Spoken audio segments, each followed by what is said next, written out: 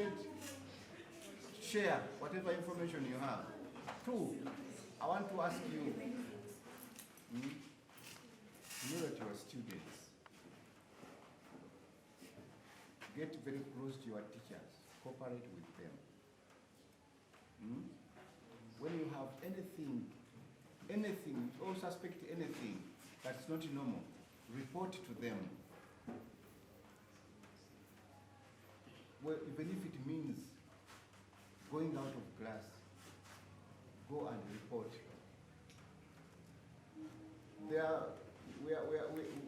Many people will be coming, but don't trust anybody who comes to you without going through the head teacher's office. I would have reached you, but I have to go to the head teacher's office because not everybody is interested in seeing you alive. Do you think everybody is interested in seeing you alive? No. You are the security #1 of this school. If you see somebody passing by the kitchen, report immediately to the head teacher or to one of the teacher and follow him up until they have taken action. Okay?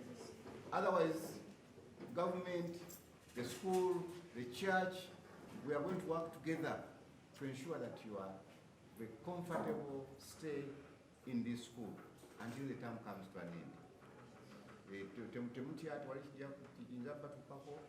Fena maso tukanudde okulaba nti mumalako ttaamu bulungi ate mubeera abantu ba mugaso.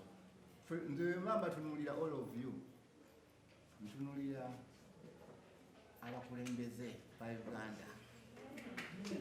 Mumwe ndabamu omuntu omu agenda otuyamba okuzuula okuvumbula. I've been seeing what you are doing. Agenda okuvumbula eddagala eriyinza okujjanjaba ebirwadde nga cancer. So you are very important people. That's why we are going to do everything possible to protect you. Okay? And I want to wish you the best of the day. And please take maximum care of each other. Right? Headmaster, are you ready for something? Yes. I want to thank also the students for persevering through the storm. I want to assure you that everything is normalized. Okay? Yes. Everything is normal. We are back to business. Settle down. We shall do our part as you do your part. Thank you. Kati mbawana, nienda ndebe cabinet yetudde kwogera ku nsonga zange. Mwalumuli ab'omugaso ennyo. Kale omukama abantu. So can we get another thing, another constructive? Sina sababu na choo.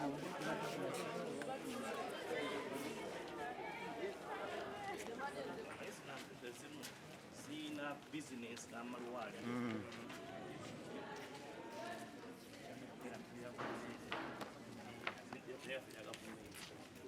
So obagaza kina yeddale.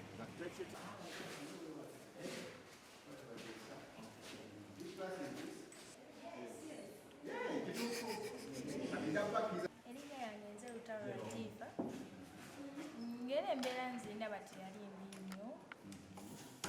Koze emmere ennungi, amazzi, kozi nze sirabawo mbeera mbi kozi nze nange sirina mbeera mbi yonna. Niba tugambye nti emmere ekulu yali ewooma nnyo. Ya. Kituufu. Iye emmere nnungi. Emmere ewooma era nnungi. Yawooma nnyo kwolwo.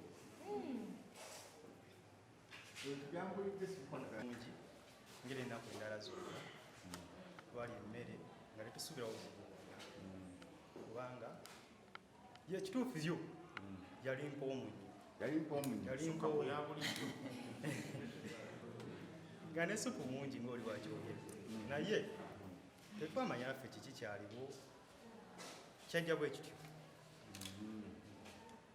Yali mpoomu nga singa eya bulijjo. Olowooza kyali kye kyagifula okuwooma ennyo. Emmere bulijjo ebeera mpoomu naye olw'ebizibu ebiteewalibwa kyaliwo ekityo kubanga neya bulijjo bulijjo ebeera mpoomu. Kaakati gwe walwala n'ogenda mu ddwaliro? Nze saalwala. Nga wali emmere eyo? Nalyako. Walyako? Kuba navaawo essaawa emu wano nga maze okulya ku mmere. wadde sikola oba walyako katono. Nalyako.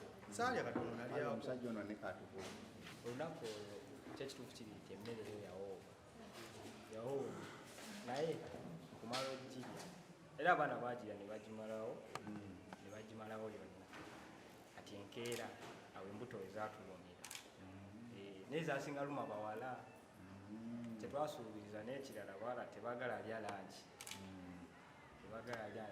abamu bagenda ku ttiini babeeramu n'ebizibu ebiranga ulcers. Okay, thank you very much. What happens to you? I'm appealing and you have appealed to you. Anything you suspect that would have contributed to what you went through, please don't keep it to yourself. You will be going through the head teacher's office. You are very important to us and we value you very much. In you, I see somebody who is going to be the president, the ministers. You are very important people. We don't want you to die before you become what you want to become, okay? So that's why government. Today, from here, I'm going to attend the cabinet and I'll be sharing what I have found out. In case there is something you think is very important, please feel free to come and share it with me before I leave, okay? Otherwise, be good students, well behaved, listen to your teachers, and get as close as possible to the members of the staff. Anything for me? We have been here since Friday. Oh. And I've been supporting the district interacting with the district. And I'm surprised they are still here. Yeah, we are here. We are doing the electrical investigation. Our children are out of danger, and the investigations are ongoing. I want to thank whoever has contributed to this. I want to, on behalf of government, assure you that everything possible is going to be done to get to the cause of this. Everything is going to be done to settle the school to normal. I know you have quite a number of challenges, but we are here to share those challenges so that the best comes out of all the investigations. I want to wish you the best of the day and so try anything you want. The presence here is a sign to confirm government's presence and interest in this matter. You don't have to question that because I'm here as the Minister of Government of Uganda. But two, it's very important that we cooperate with the investigators, with the police. If police says, let's lock up this place, I would expect the head teacher and everybody to cooperate until the investigations are over. As for the cost of food, whatever, definitely, when something like this happens, we adjust our budgets. I expect the government also had not planned for this. I'm going for cabinet right now. I'll share what the head teacher has shared with me, and I'm sure government will come in to support the school in any way possible. Yes. Abantu bange ab'enakanyonyi secondary school fuka nebaza nnyo abatukwatizaako okulaba nga abaana baffe bafiira mu kizibu ekyabadde ku ssomero ery'Nakanyonyi. Abantu abatukwatizaako bangi, headmaster ne staff, abakozi b'essomero, abakozi ba disitulikiti, RDC ne ttiimu ye bonna badduukiridde omulanga guno. Mwebale nnyo, mwebale ddala. Njagala kubakakasa nti gavumenti ekintu ekigenda mu maaso, essomero n'ebizibu birimu kati tubasaasira era ndi wano okusaasira essomero n'abayizi n'abazadde n'okubagumya gavumenti eri nabo mu mbeera yonna tubeere byakulya ebyaki gavumenti eri nabo. Era kati genda mu kabinet okulaba nga cabinet meeting etudde Entebbe ngenda kwanjula ekica byampitiddemu mu bizibu by'essomero kakati. Gavumenti manyi nti ng'omuzadde omulungi tejja kulema kutukwatizaako, naye nga kyensaba mwenna abalina kyemumanyi ekiyinza okutuyamba okuzuula ekyavaako abaana baffe okulwala nsaba mukolagane bulungi ne ttiimu abakozi ba gavumenti, poliisi n'abantu abalala abali mu kunoonyereza kuno. Abaana mbasabye okubeera abakkakkamu n'abasomesa, alina okubeera nti tukolagana bulungi n'omukulu w'essomero, tukolagane bulungi n'abanoonyereza. Twagala ekintu kino okunoonyereza kwaffe tukumalirize mu bbanga ettono ennyo, abaana baffe bagende mu maaso nga basoma. Nsanyudde abaana balamu era n'okusoma batandise okusoma, kimpadde amaanyi era nsaba abasomesa abali tebalina bakutandika kusomesa mutandike abali ku ssomero batandike okusoma awatali kwonoonako. Kale mu ngeri y'okwatiza beeraliikirivu y'ensonga lwaki ndi wano olwaleero tuba kwogera ne headmaster, wajja kubaawo okubateekateeka mu bwongo n'okubateekateeka mu mutima. Kyendowooza nti omukulu w'essomero program plan gyanyanjulidde ejja kukola bulungi, naffe tujja kwongereza okwo. Tugenda kusaba departments zaffe abakansalazi bajje ne batandike okukola nti abaana bateekebwateekebwa bulungi. Reports z'abannaffe abali mu kunoonyereza, reports ezo tutamala okujja tugenda kuziteesaako era nja kubabuulira nti naava mu reports ezo bigenda kutuwaliriza okuteesa n'okujjayo n'enkola empya eneetusobozesa okulaba nti ekintu bwe kitekigera okubeera mu masomero. Of course obubaka bwempereza abali mu masomero abaana balina okulya, ffenna tulina okubeera nga twegendereza ennyo. Ani atuguza emmere ereeteddwa efaanana etya?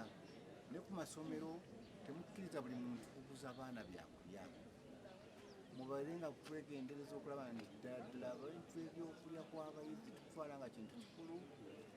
Mujja kubaamu okusomesa abantu, mujja kubaamu okubajjukiza amateeka, batulinda ripooti tulabe n'amateeka bwe gaba nga galinamu obuzibu, kitaba kyetaagisa kugakyusa, tujja kugakyusa. fanale gawe wavuddako nga kasembayo Bidwa kubanga ba investigator baagaladde okulabira ddala obuzibu bwava mu mmere eri mu sitoowa. Ekyo bajja kukikola okuggalawo sitoowa kugenda kubeera kwa bbanga ttono. Tikya tuva kubyogerako ebyo naye mbadde mu ofiisi mazeeyo obudde obuwera. Tubeere nga tukolagana bulungi, nga tubuuliza poliisi bwe bantu bano tusibewo. Gye tukoma okukolagana nabo amangu, nabo gye bajja okukoma okumaliriza omulimu gwabwe amangu. Kiruma era kimenya okubeera nti kati balina okugula emmere buli lunaku. Naye ndowooza kyetunoonya bwe bulamu bw'abaana, bwe bulamu bw'essomero. Kati kiraba nga kyetaagisa kukyusa ku bajeti y'essomero oba kukyusa ku bajeti ya ministry okulaba nga abaana balya, abaana basoma, abaana bafiibwako. Niwe kiraba kitegeeza kukyusa ku bajeti tujja gikyusa. Naye kikulu ennyo okubeera nti tukolagana n'abanoonyereza batunoonyereza batubuulire exactly ekyavudde ku ki kireme kuddawo kubeerawo mu ssomero lyonna mu Uganda.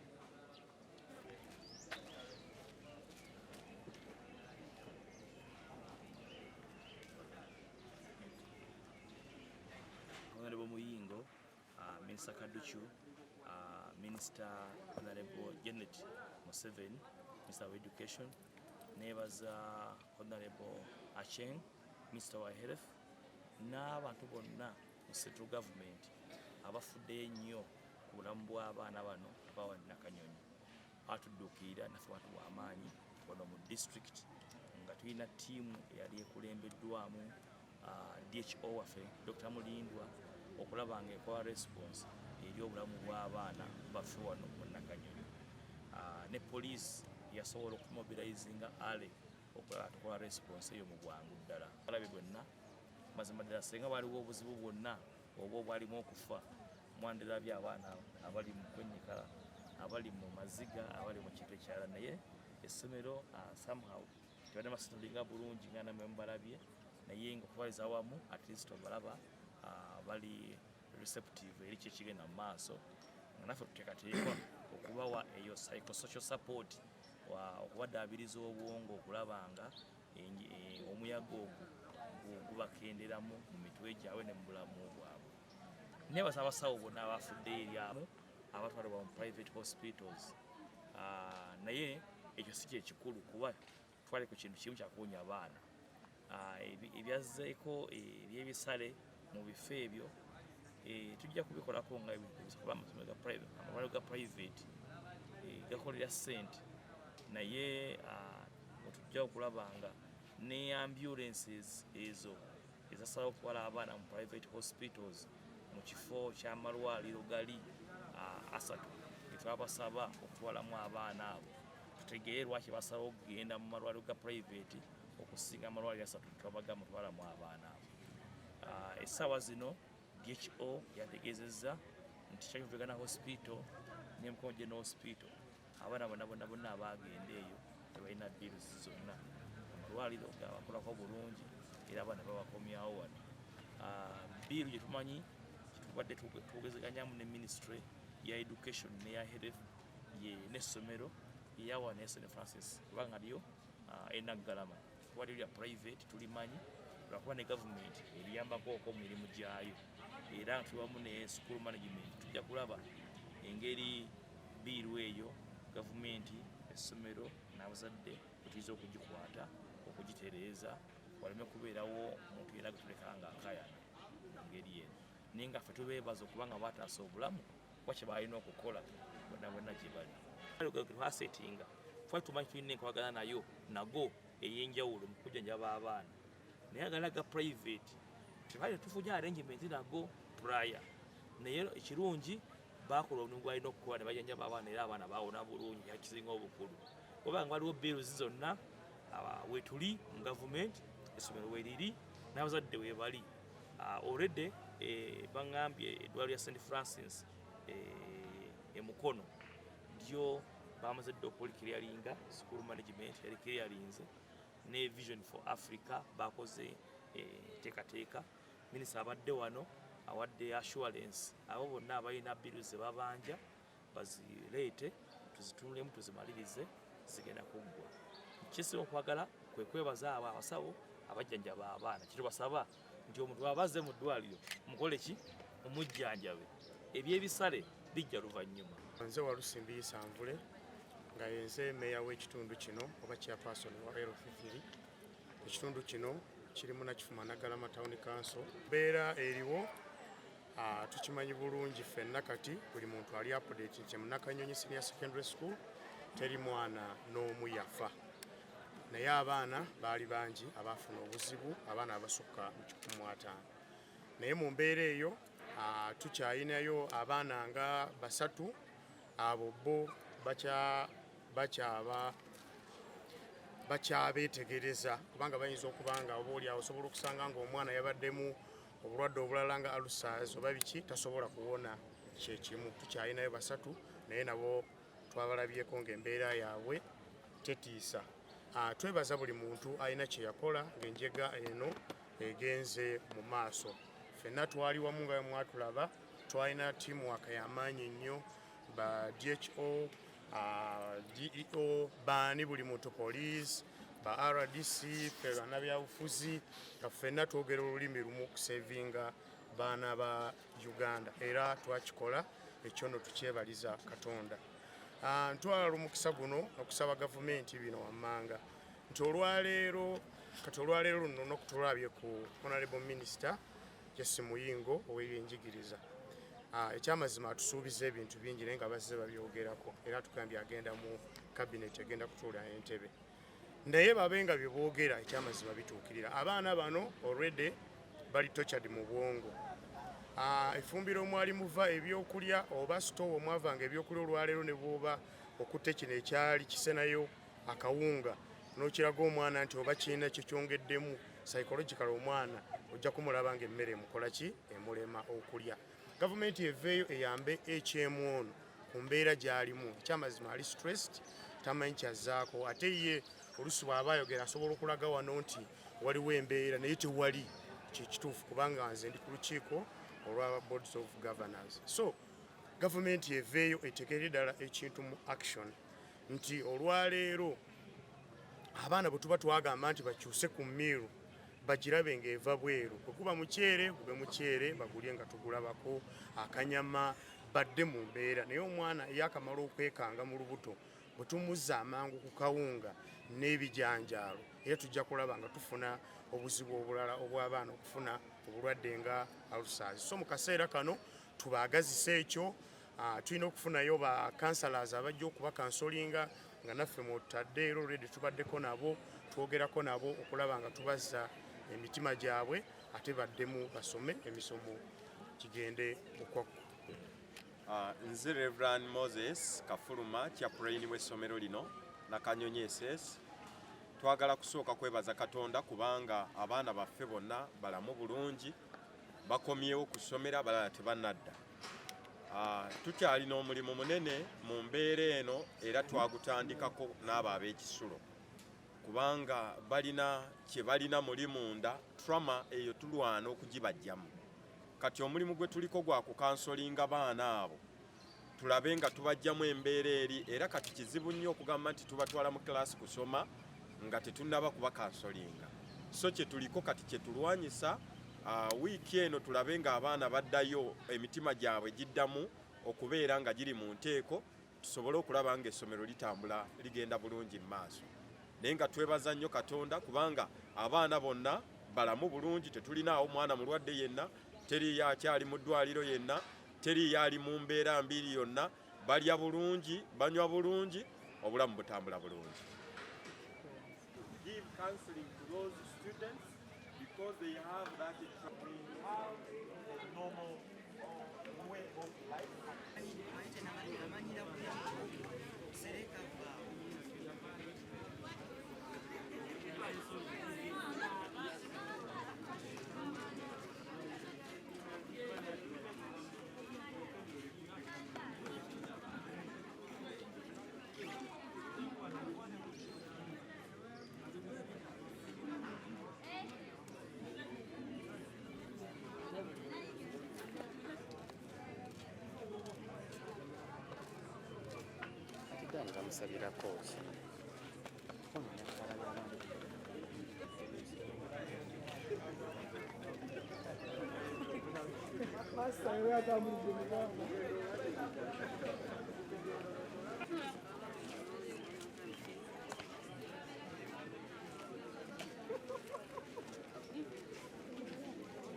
Juliet Kande nga ndi omu ku bacoordinator aba Greater Mukono nga tuvudde mu office of the national chairman Kyambogo nga tuzze okulaba embeera nga bweyimiridde ku ssomero lya Nakanyonyi SS.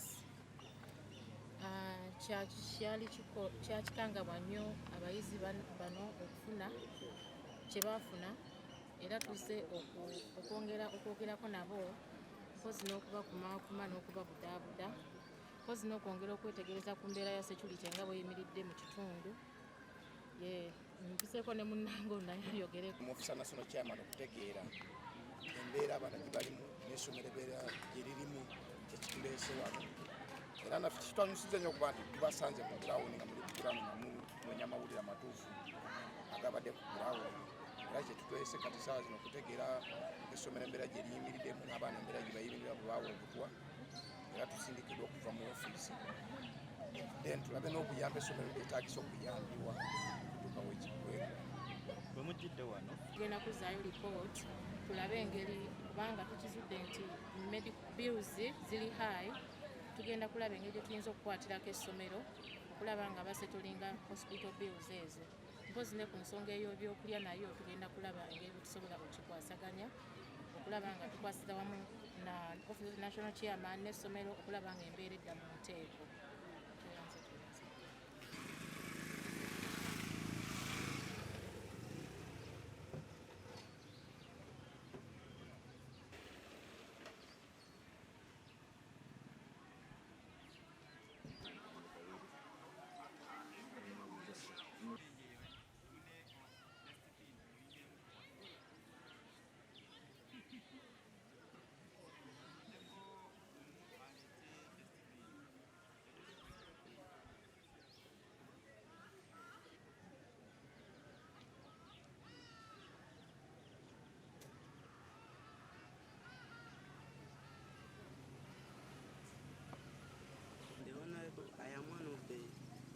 boys. I am their star. Even we were just seeing God's goodness.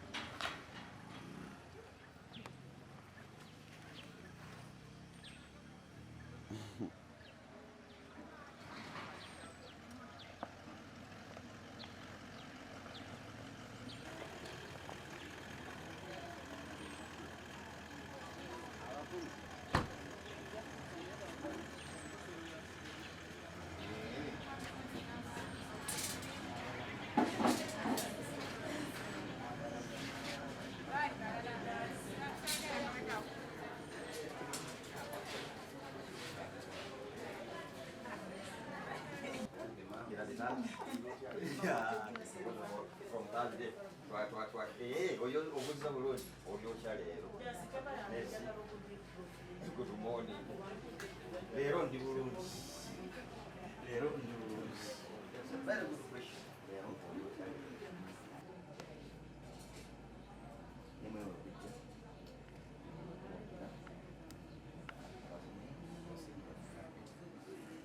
Best. I'm going to not get the best of the back now. Then I'll come back.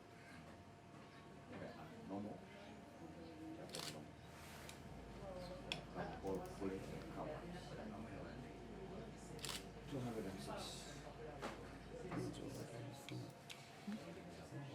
Yeah, we'll come back because we've been containing them here. We didn't allow them to go until back on hospital. Yes, on the parents' sector. We just say that on that parents' sector, yeah, we got the money there. That is Saturday, we are back here. Good as is. Good as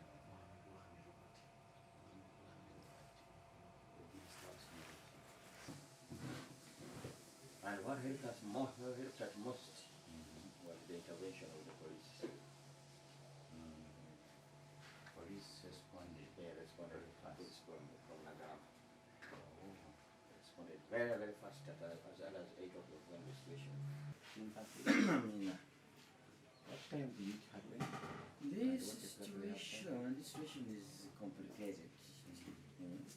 But the situation getting out of control or they take their tea at 6.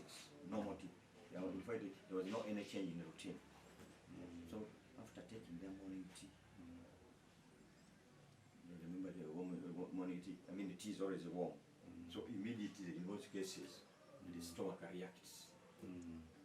If it's normal, it's normal. Now this time it was an abnormal. After taking tea, then some few started feeling some stomach pain. Stomach Tea, they take tea, dry tea, or they are dry tea. That's what we can afford. Dry tea.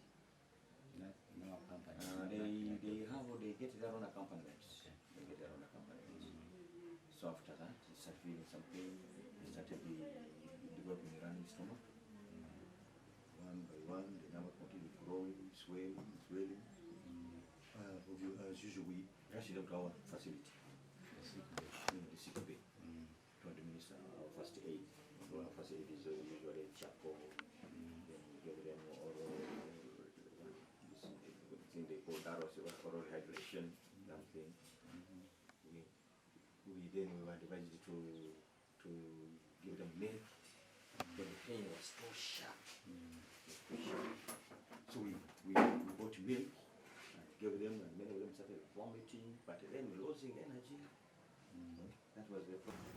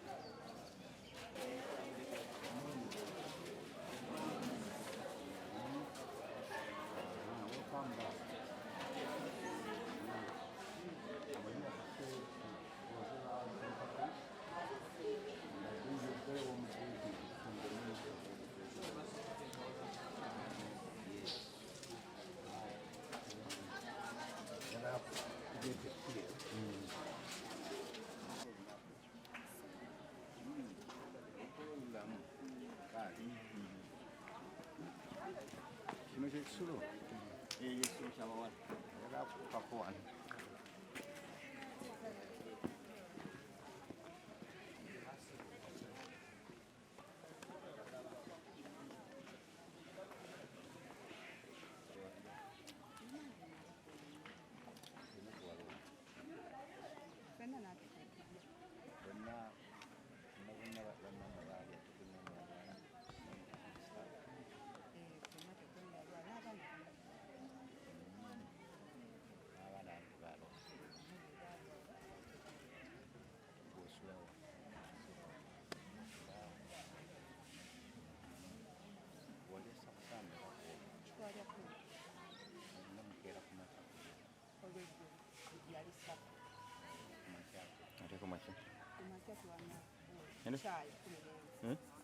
Bulungi oli otese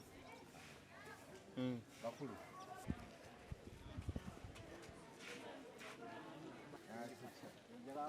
bawa abaana emmere okulwokusatu bwe tubaawo emmere ne bamaliriza okulya ne badda museetusi naffe ne tuzuuka ne tuddayo gye tusula kale tukeera ku makya nga munnaffe omu ng'atukubira essimu ati mujje no ku ffumbiro waliyo obuzibu nenyimuka nenkola nenzija kuba tukeera nnyo nali nzeyo okuwumulamu okeera nnyo zisaanu tujja saamu musaanu n'emirimu sepiki ziba nnyingi kakati nenzirayo neebakamuko nagamba jangu kufumbiro waliyo obuzibu tuka kufumbiro saamusangawo sangawo munnaffe omuomu agamba ku ssaawa musanvu angamba ssaawa 2 n'ekitundu olwo bukedde jangu waliyo obuzibu ntuuka ku ffumbiro saamusangawo nsangawo munnange omu n'omukyalo omu nabagamba mbu abaana bagamba waliwo bapirifekiti baaliwo 3 butwa bawadde emmere erimu obutwa ngamba ffena twalidde wanekekko ate obutwa ffe tetwabibadde naffe nga tukola tukaaba embuto tuli 4 mbagamba basooke bagende owa Nansi yajja okola ki kusala ffe tetulina byetugenda okugamba ki abaana kuba bano baana tusobola babuulira buli kimu twagenda okulaba abaana bagenda mutoyo embuto ekintu nga kigaziwa bakaaba mbuto mukulowooza bwekikisuubira okuba nti kyakwata simanyi oba ffenna twebuuza emmere ffenna twagirya basikaali kate kyayi kyayi ffenna twamunywa ne masitaana bwayo ye yasooka ku kyayi mu basomesa nange nenywa ne kyayi eyo olunaku olwo lyeriko makya saa 11 mukyayi mumuteekamu ki mudalasini liruddawo dalasini ndi muli musepiki yabakulawo omugereka nekyokubiri muteekamu ki sukaali muteekamu ki tetulina kyetuteekamu gali mazzi dalasini namajjaamu abaana balina ebintu byebalirako babeera n'ebintu byabwe mandaazi capati babijjayo amandaazi endaba galya simanyi oba kantiini neera kantiini yebawa yesampula yegawona nakutwalako nawe sitowa omujja ebintu ndabenekantini kati emmere gye mugenda okubafumbira batugambye tulina okugula omusport wakuna batugamba tugule bukuzi yemugenda okugula leero mabiguze byebyo kati mmere yaffe bagisibirayo mu sitowa Hassan so eno makeshift kitchen tegeeza emujju Hassan emujju Hassan kati nowaguze empya zaali tezikola neeri naye eba ya mikolo naye ezira suspection kantini erijawo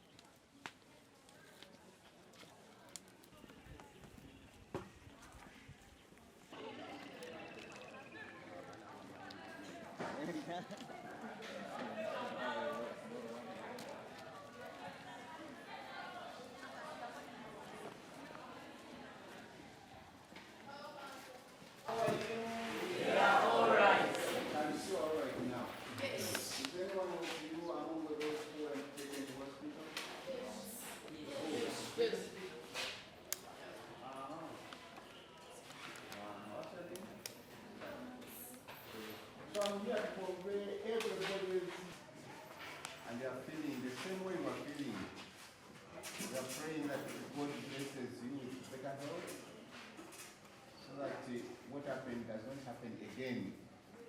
Is there somebody who has something you would like to share with the minister? In privacy. Wawagala okunkubaako ama. Ng'alina ky'amanyi kuba kinoonyereza. Ng'alina ky'amanyi kiyinza okuyamba. Mwena mwena temulina. Nga muli baana balungi. Nze bawulire ebyange. Tumwagala okuwulira. Esikola zinteekwa okuba emisono ndabikalizo n'ekaba esikola.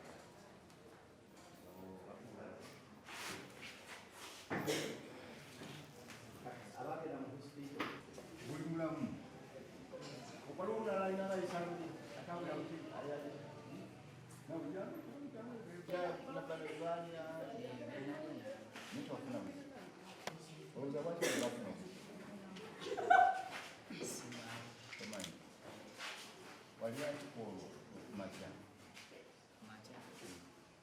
Ola nnywa caayi n'ebyokulya. Wali akiki? Lindazi. Lindazi walijja. Tulina muno. Yali mu ddomo lye. Ate tuliza katugoye.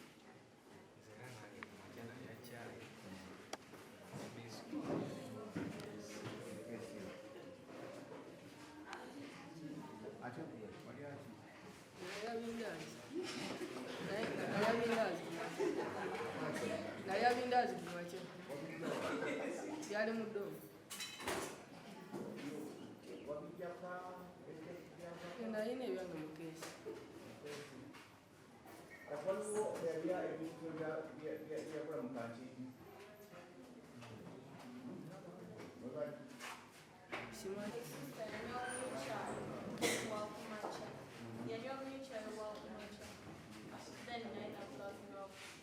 N'abulakinga awo. Kitali oyo yali akukuma, yali ayisa.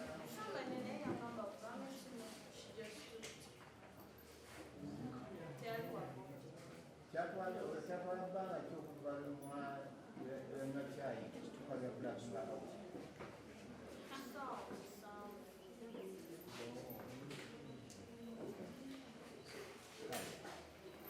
Omulala gyagala okusubako kyangamba ya.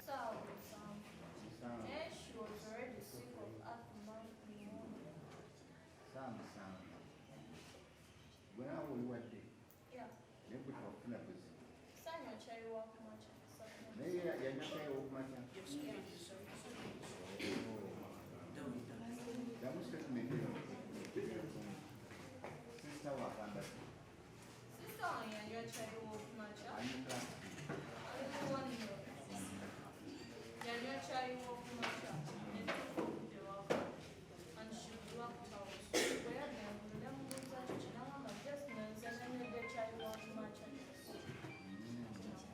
Abadde munywa caayi w'okumakya.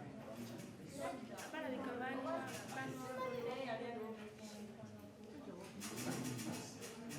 Muwala wange ebijjanjalo byakola ki? Byabalumisa oluku. Owabira netutandika okukumya oluku. Twegamba waliwo abangambye. But the stomach was paining. Yes, and we were dilating time to time. Some of us, now the children, they're saying that the problem was in tea, but for us, we didn't even drink some tea. We just ate what? The food was taken the previous night. Yes. But throughout the night, you didn't have any problem. No, the night, yeah? When we went for preps, the stomach started to pain, yes.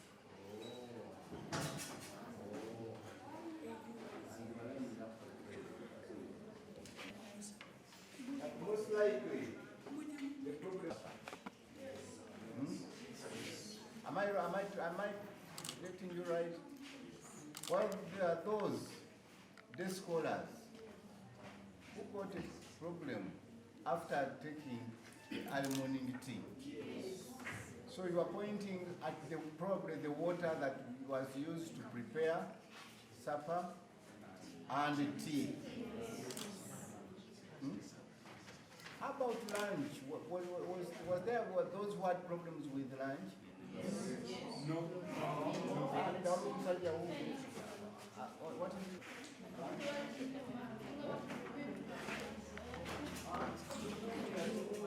Come, you cross. Kumacha. Kulokuna, kulokusatu. Kulokusatu.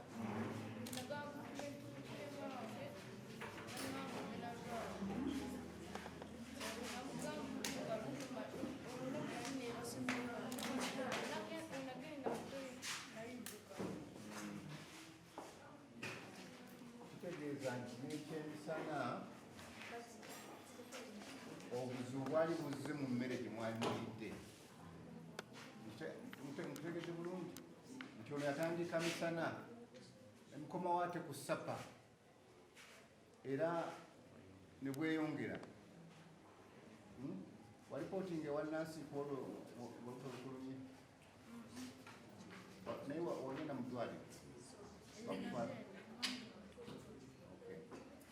Kali, Bana Bange, thank you very much. Two things I want to ask you to do for me. First of all of us are concerned about what took place. And everything possible is going to be done to get to the root cause of what happened that day. And I want to assure you that we are here to say we'll be seeing many people coming and going. We are carrying out investigations. Police has started carrying out investigations. We are also doing our own investigation. The head teacher, I've had a good time with your head teacher.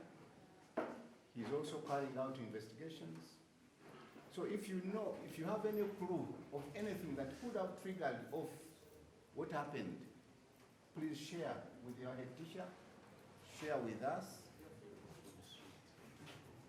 You are saying that this was a special meal, very sweet. Yes. Which was very uncommon in your age. Share with us.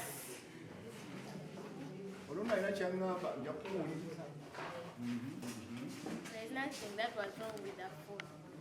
I think that those food preservatives that they put, I think they had gone as if expired. That made us get something wrong in our stomachs. Because if it was poison, none of us would have been there by now. Because we slept the whole night, we woke up. I don't think it was poison. Yes. Which were not being used before. Yes. Because the beans, okay, they were not on that day. If it was poison, I think none of us would have been there. Because some people were like, at night, our stomachs are paining. But in the morning, then it became worse. We got some diarrhea like that. But if it was poison, I think people would have been dead. So that's my view. What's your name? Nakauma Aaron. Thank you, Nakauma Aaron. I want